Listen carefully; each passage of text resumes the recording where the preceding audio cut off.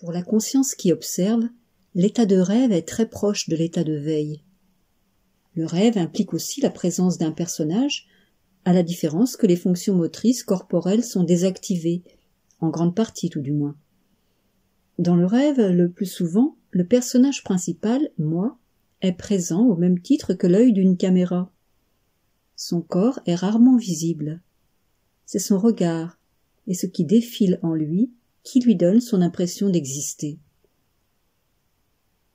Le contenu du rêve est proche de celui du défilé mental de la veille. Dans le rêve, ce défilé prend souvent des tournures différentes de la veille car le contrôleur se fait plus discret.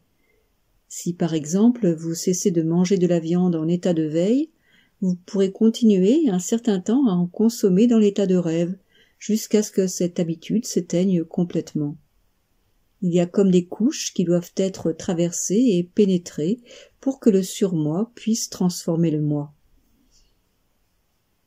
Tous ces phénomènes se déroulent dans la lumière de l'impassible conscience. Celle-ci est en dehors du rêve, en étant le support qui lui permet de s'actualiser. Le sens du moi séparé, et donc de la croyance en la réalité de l'acteur, peut continuer à s'exprimer dans le rêve, bien que, chez l'être spirituel, il puisse être largement aboli dans l'état de veille. Cette manifestation résiduelle est analogue à la sensation du membre fantôme d'un amputé, qui continue à se manifester, bien qu'il ne soit plus présent en tant que tel.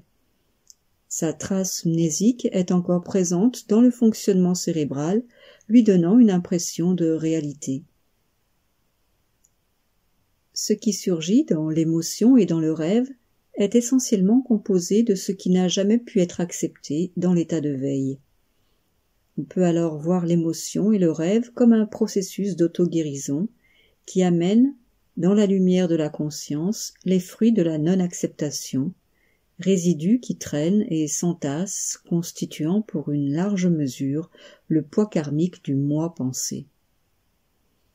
Pour la conscience témoin, rien ne se passe jamais. Le film s'inscrit en elle sans l'affecter, car sa nature est ainsi, identique à l'espace, non altéré par le contenu qui s'inscrit en lui. Tant que l'accent est mis sur le contenant est négligé. Lorsque l'accent est mis sur le contenant, le contenu disparaît. Pour le contenu, le moi est l'unique réalité.